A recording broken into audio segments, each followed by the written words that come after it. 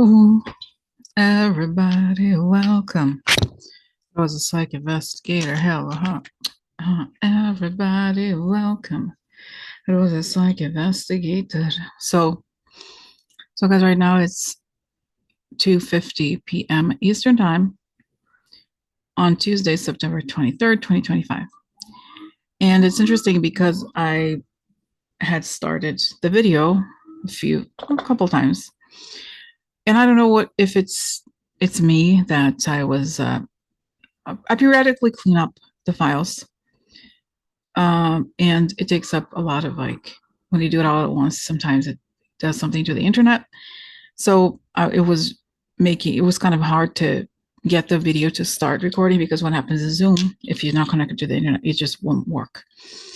So then you may have seen that I posted on my YouTube page under the posts, right? That there's this big breaking news about telecommunications in New York. They discovered a network of some kind that could have disrupted cell phone towers, and while this huge meeting is happening in the city. So let's do the protection. I like to ask for protection, beautiful ray of light coming on top of my head as I breathe in.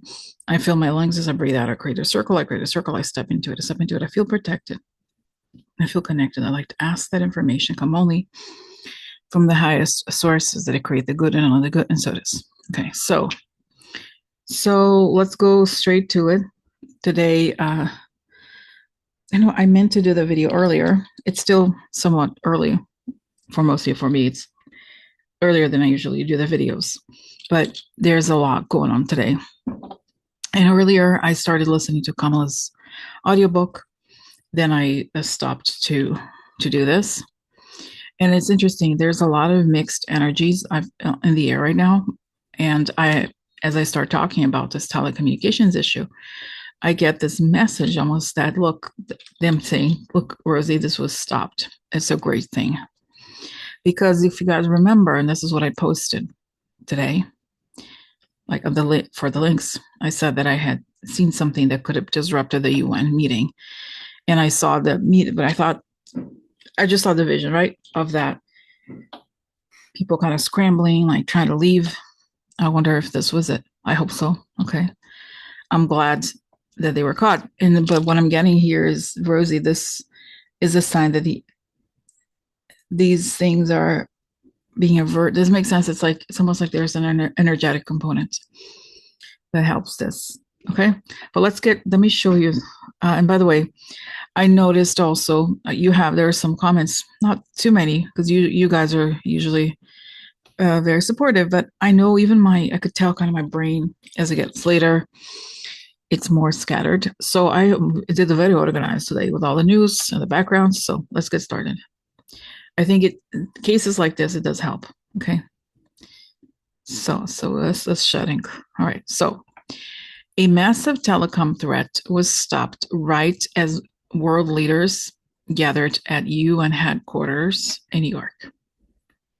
So let's look into this. So the headline here, a massive telecom threat was stopped right as world leaders gathered at UN headquarters in New York. So I'm going to read this to you guys because it's pretty complicated.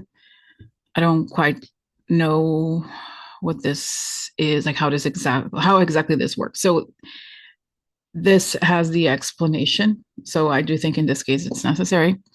So while close to 150 world leaders prepared to descend on Manhattan for the UN General Assembly, the U.S. Secret Service was quietly dismantling a massive hidden telecom network across the New York area. A system investigators say could have crippled cell towers, jammed to 911 calls, and flooded networks with chaos at the very moment the city was most vulnerable. The cache, made up of more than 300 SIM servers packed with over 100,000 SIM cards and clustered within 35 miles of the United Nations, represents one of the most sweeping communications threats uncovered on U.S. soil. Investigators warned the system could have blacked out cellular service in a city that relies on it not only for daily life, but for emergency response and counterterrorism.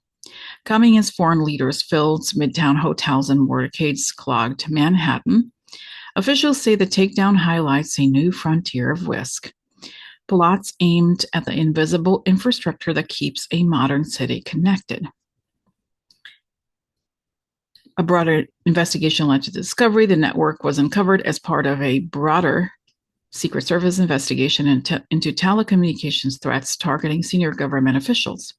According to investigators, spread across multiple sites, the servers function like banks of mock cell phones, able to generate mass calls and texts, overwhelm local networks, and mask encrypted communications criminals, officials said. It can't be understated what this system is capable of doing, said Matt McCool, the special agent in charge of Secret Service's New York field office. It can take down cell towers, so then no longer can people communicate, right?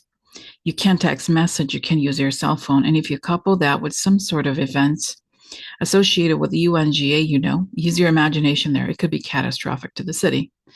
Officials said they haven't uncovered a direct plot to disrupt the UN General Assembly and note there are no known credible threats to New York City. Okay, so that's the event and the situation. So now let's ask some questions. Guys, I was going to put those titles on, but honestly, there's something going on with the internet. It's kind of slow here. I don't know what's up. It's a little unusual. I could see. I wonder if this something like this could have somehow disrupted the internet in the city also. So I'm not going to write on the screen, but we could just talk about it. So what is? Let me ask the first part of the question. Part of the I guess first question about all of this. Is this the thing that I had predicted, that I had seen before? It's saying yes, it could have, but I do see some explosions. I think that tells me this is part of something. It's not the only thing. It's a huge telecommunications thing that they could have used, but I don't think it's the only thing. So now I think the perpetrators are scared. So I have to say, as I was reading that, I saw the face of Dmitry Peskov, the spokesperson for the Kremlin, which could be a sign that there's something there. I see his face is very concerned. Oh. But since Trump works for him, right, for now, I wonder. But that's the story. So it's saying they will probably uncover more. But it tells me this was part one of three things. And I see they will uncover things. Interesting. Yeah, I feel like, yes, there will be more happening and more that they will discover this week. But I keep wondering, I know it's awful to ask this question, but is Trump gonna, could Trump make us not aware of this? Say, no, he can't. It's New York State. He may not actually be necessarily involved in this, but there's more to come out of this. Okay. It's just the beginning. And it's saying it could be, again, another instance of us discovering the enemy, but trash trying to pretend like it was nothing. I know it sounds crazy what I'm saying, but right? Not crazy, but it's possible. So in other words, there's more to come. This is the beginning. This is day one or part one of the discovery. They will discover more, and there is more. Okay. Okay. So now let's go. Do we go to the next subject? Well, I still have one question. How is this going to impact Kamala? I'd say she hasn't canceled. Okay, so I'm going, right? And I will announce this evening, the latest by 11, but probably earlier, about the tickets. Okay. All right. So let's move to the next subject. So it's been really weird with the internet. It's delaying here some of the recording because it keeps going in and out. But anyway, so I want to show you guys this. No, hold on. This. Why do I keep saying? Oh, that's right, because it's still Listen, all right. Anyway, so I received an email this morning from Cece. It's the subject of the email is U.S. removes troops from Baltics. I'm just going to read what she wrote. This could be the war you're seeing right after this Pentagon leak. Russian planes started entering NATO's airspace. Now Hegseth wants reporters to sign a document for access. Seems like the Pentagon wants European leaders to know what is happening, even as trash lies about removing troops.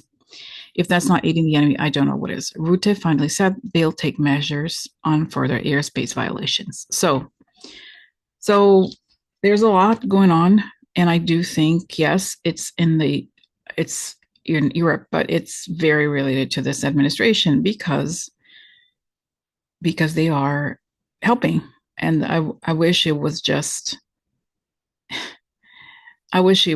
something, like a comment, but it's not. They're removing troops indeed. So let's go into the details. Okay, so NATO now the what's alarming here is NATO warns Russia to stop. Okay, hold on a second. What? Escalatory actions after Estonian airspace violation. And at the same time, now this was you see September 23rd. This is this article, right? And here, the second one, Trump cuts military aid to Latvia, September 21st. So what this was, which was Sunday, right? And this was from a Ukrainian news service. Okay, so that's very alarming, and doesn't make sense. It's like, so what's happening, and it has been happening, is that Russia has obvious plans to either invade those Baltic states or at least attack them, because it has been happening a lot. They're crossing the airspace, they're sending a lot of drones, they're doing a lot of things here. Okay, so it really is troubling. Guys, Reuters is not connecting. It's so weird. See the article that, and it's because the internet is so weird, because other websites seems to work. This one isn't working for some reason. Anyway, so you see, this is the kind of thing that seems to have been done in obvious coordination, right? Because why would you do this? Right? Why would something like this happen unless, right? It's like, it's who is being helped by Trump administration's actions here? It is rough. Okay, so all right, here. Okay, let me try yet again once more to see what's going on. All right, let's just see. 1 second.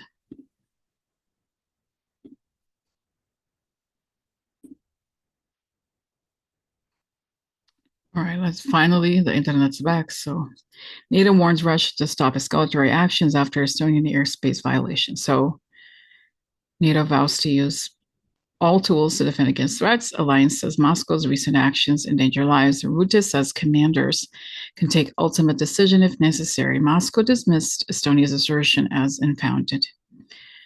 And here is the parallel news. Trump cuts military aid to Latvia, Lithuania, and Estonia. The United States intends to reassess its priorities for military aid to the Baltic states, raising concerns among European diplomats and security experts, according to a publication by the Reuters news agency.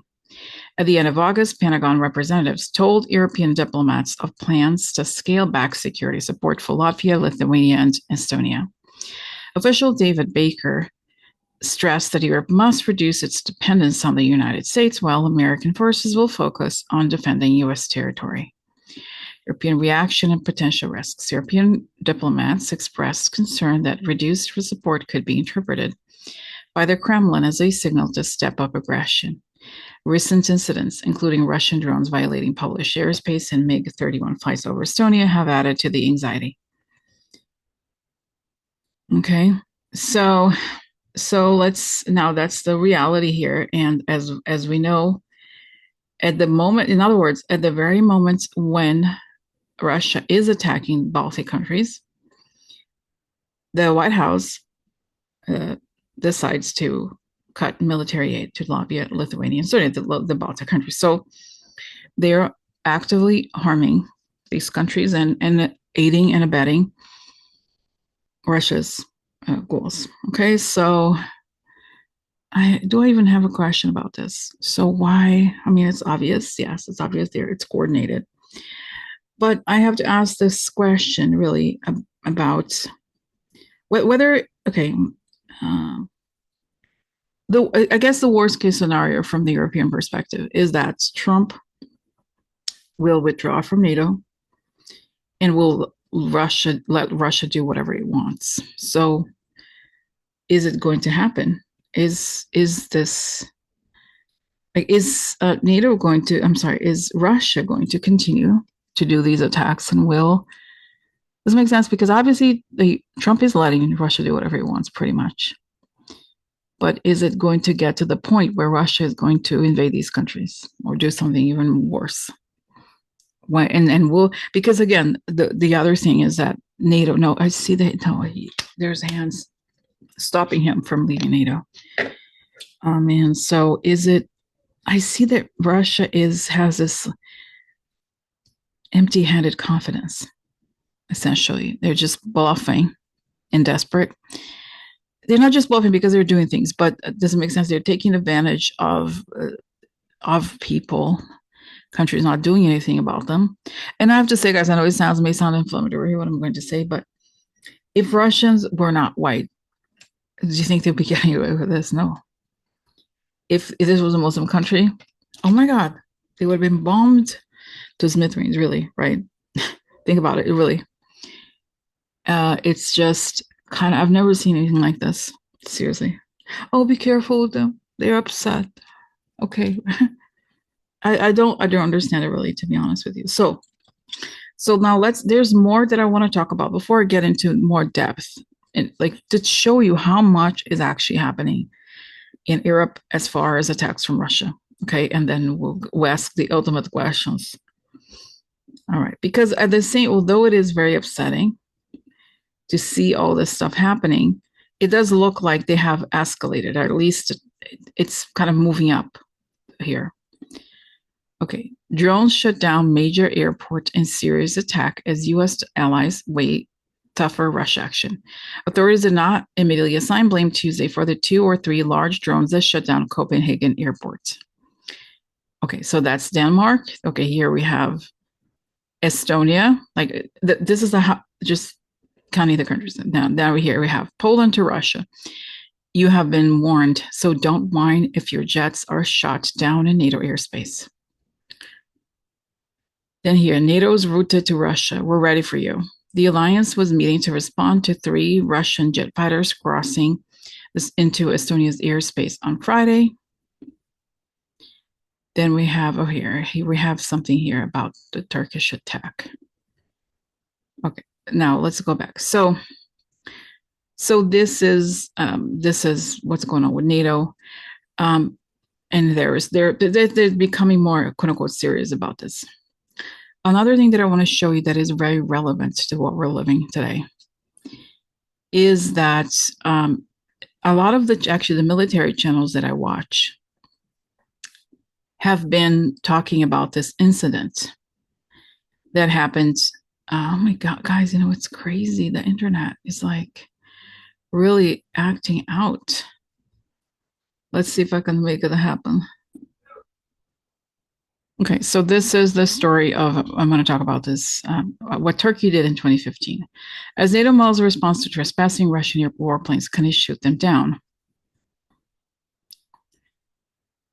Okay, Russian jets were escorted away by NATO allies while the drones over Poland were shot down. The incidents are seen as provocations testing NATO's response. Debates are ongoing about stricter measures, including shooting down Russian planes, with examples like Turkey's 2015 action cited. Okay.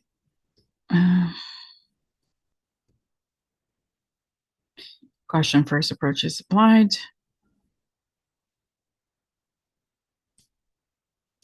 This is the case with the 8 battleground battle groups along Alliance's eastern flank and the Baltic air policy mission that has been in place since Estonia, Latvia, and Lithuania joined in 2004. NATO allies with fighter jets take turns every 4 months to patrol the skies of the Baltic Trio, which lack their own power. All right, so let's get to the story of, okay, Turkey. Why Turkey opened fire? The example of Turkey gunning down a Russian Sukhoi 24M near the Turkish-Syrian border in 2015 is often highlighted. The jet violated Turkish airspace during the height of the Syrian war for 17 seconds after having been warned numerous times to change course. This was a simpler situation. Turkey made its own decision to use its own air force as it saw fit. While tensions were high between Ankara and Moscow, and the latter imposed immediate sanctions, relations warmed again 6 months later, with the Turkish leader expressing regrets. NATO sided with Ankara, but asked for caution and deployed more AWACS planes to the country. So, okay, but what this particular thing does not show is that at the time, Putin had a fit, right? Because how dare anybody, let's see, it's too slow, guys. I can't really get the internet to work very well right now, but I could just tell you this story for now. Okay, so what happened was it was very effective. I think. So Putin was like, oh, they were defenseless. They were doing this. They were just, I can go into your country. I can because I better. I great to manage. It's like they do this. They go into countries, they do things, and then I'm a victim. And then Turkey shot because they had said, "Don't come here." Oh, don't come here. Oh, that's it. Shot down the plane. Oh. So he got really pissy, and it's like, and then it ended. There were no more. That's it. And then Turkey's like, oh, I'm sorry, whatever. It's kind of like you have to learn from something that works. What happened after they did that? It didn't happen again. Okay. You have to look at what works. What works is what Turkey did. They didn't wait. They're like, oh, they're going to get upset. Do they have nuclear weapons? Do they have this? Do they have that? No, you do something about it. All right. So that's what I'm saying. I think you have to listen to Turkey.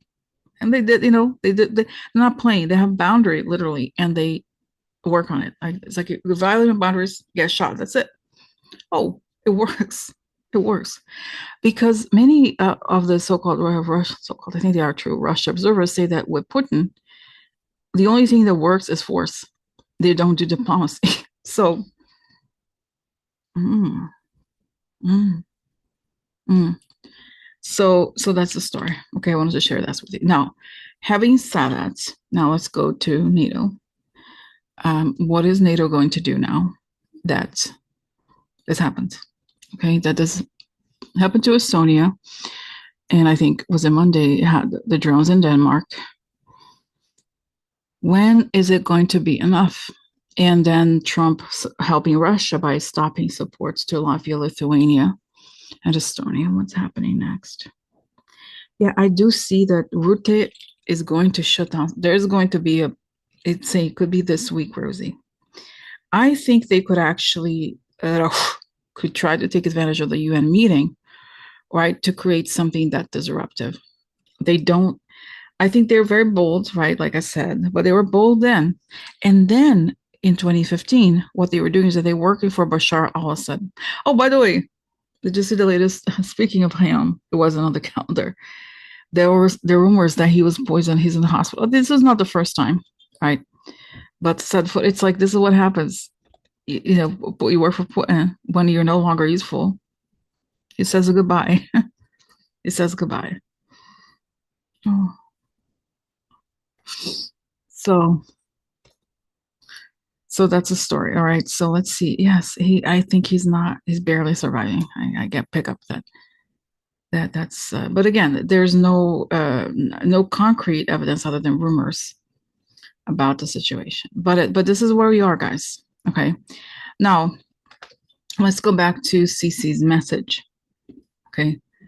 Actually, let's see. Because she will go back to the questions that she asked here. Okay. So here. This could be the war you're seeing after the Pentagon leak Russia. So okay, so is this the moment again? I know and it's hard for me, right? You know, that I want this to be resolved as soon as possible. It's nobody knows the exact time of things, but it's escalating further and further. Is this a moment where Trash is going to be like, but we have to help us? Don't hurt us. I work for them. They throw me building if I don't do what they want. So, so what's up here? What's happening? What's going to happen? Okay. Yeah, I see there's a collision of airplanes. So it's saying, it tells me, Rosie, don't worry too much about the form of it.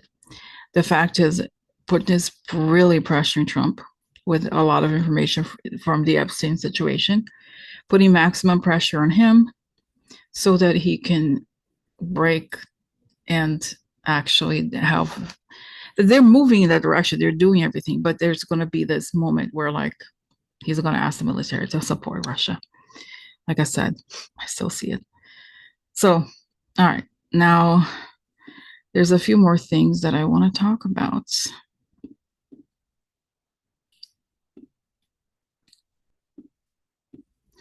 Here is Pentagon places further restrictions on journalists' access. Defense Department officials said in a memo that journalists who report information not approved by the government will have press credentials revoked.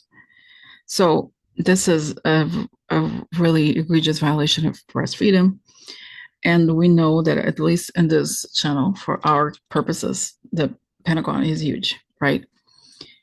It's I don't say it's crazy that I would say that if there's resistance that is capable of doing something, it would be the Pentagon. So what's going to happen here when they issue this memo and we have the drunk guy, really? Remember the signal gate? So what's happening? Yeah, I see he keeps sending the signal things.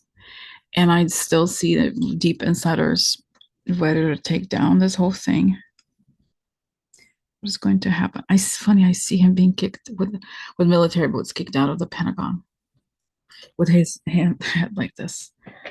So is it going to, it's a no, it's a threat, but people can still leak. Does that make sense? And it's saying you don't have to go into the Pentagon to receive this information. People can leak stuff to you, right? So that's the story. And it's saying it will continue. This is not going to stop. It's not going to create what Hegseth wants. All right. Okay. So, all right. So let's go back. Now, this is something I talk to somebody about the Israel thing really often, but I don't talk about it too much on the channel. There's a lot going on here. And the thing is that, so Bibi is in, you know this probably, right? So Bibi attacked Qatar, bombed Qatar in a place where the Hamas supposedly was meeting. And they killed some people that apparently were not that important. But the point is, what he did really sabotaged the negotiations for the hostages. And in Israel, the population really wants the hostages back. And Bibi, it does not want to do anything about it because to him, wait, did I not show it to you? This part. Okay, brushing off UK and France, Israel moves to ensure Palestinian state will not happen. I was just talking about the what's happening in Gaza because it is related to this. Bibi is using this and the fact that he just was it a couple weeks ago even bombed Qatar, right, as a way to delay, because the thing is he wants to stay in power forever, just like Trump, and he thinks that he needs the Gaza war to stay in power because once it's over, this has to happen for him in order for him to stay in power. So Um, a lot of countries, including, I believe, Saudi Arabia, a lot of the Arab countries that are fairly supportive of Israel, to be honest, are no longer as supportive. And they want, I think, part of the negotiations they want this two-state, so-called two-state solution, which is something very controversial in Israel, not outside of Israel, but inside. Okay, obviously, Bibi is right wing, and he does not want something like this. But I had always seen, really from the beginning of the Gaza war, that it would happen actually. So, so let's see. Let me ask this: are we going to have a two states? Is there state? And I know it's going to take time. It's not instant. But what's going to happen in Gaza next? And when are we going to have this two-state solution? Okay, it's like I see that Bibi has to leave the government, and it could be imminent. I think there's a lot of people trying to get him out, even in his own party or whatever. They know how unpopular he is. The writing is on the wall, but though he keeps digging these wars, right? And I see that he has to leave the government in order for anything to stop. And then the next group of people, because I don't even understand the system of Israel as a parliamentarian system. So if the person leaves, there's another group that comes immediately after. Then they have elections, but there's an intermediary. No, intermediate. Is that right? Intermediary? Something like, you understand, right? The government that comes, like a temporary type of government until an election is held. So, so, um, so this is this part about that. But what about the two-state solution? Yeah, I see that once Bibi goes in more about the truth about what's going on and Bibi's lies about a lot of things, including in the Israeli economy, they're going to need a lot of aid actually. And they're going to need more from places like Saudi Arabia and the UAE. And they're going to be, I don't want to say forced to compromise, but there's going to be like almost too much pressure. So I think it, and I still see, I know it sounds crazy that there will be some sort of resort there. I remember saying it. It sounds crazy to people now. Trump wants, let's say, actually, let me ask. I think I know the answer, but it would be interesting to see. So Trump obviously wants to build a hotel there. It's not a joke. Okay, it's serious. Is he going to be able to build a hotel in Gaza? No. I'd say all the Trump names are going down. Nobody as a brand. But there's going to be part of it that to me looks a bit like Dubai or something. You're saying, except that the beauty of it, I'd say the beauty of it, it's an awful thing to say, but that the climate is much better than Dubai. So there is true opportunity for, like, it's actually, the area is much more pleasant than being in Dubai because it's not as hot. Okay. So anyway, so let's go back here.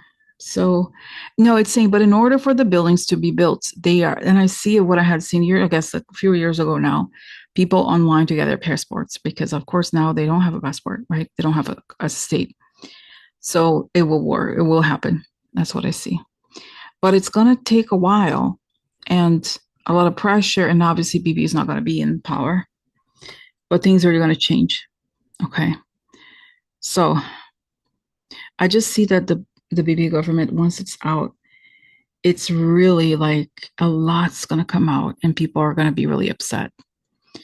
And because you may not know this, but in Israel, there's also a lot of censorship.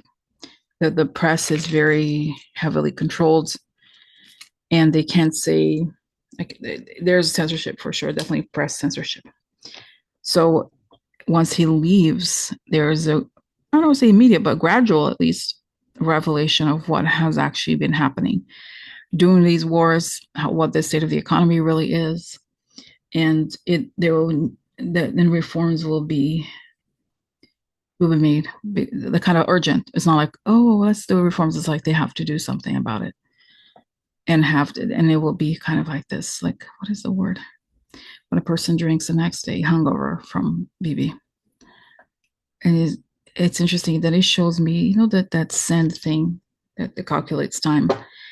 It's only a few grains of sand that his time is also running out. So, wow. And then I see, this is a really creepy image. It's so weird. I'm sorry. I have to share this with you. I see an image of Bibi and Trump holding hands, and it shows sort of like, remember 9/11 when people were jumping and there were people that jumped with their holding hands. I see that them jumping together, but not, it's not funny. I'm sorry. Like, it's just like that they have to jump, they have to leave.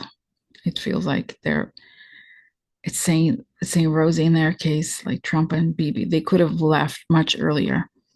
They prefer to put themselves in a perilous position over democracy, the respect of democracy, right? So it's not that they're going to have. It's not necessarily about life and death, but both men are not well health wise, and they refuse to leave because they feel that they're entitled to power.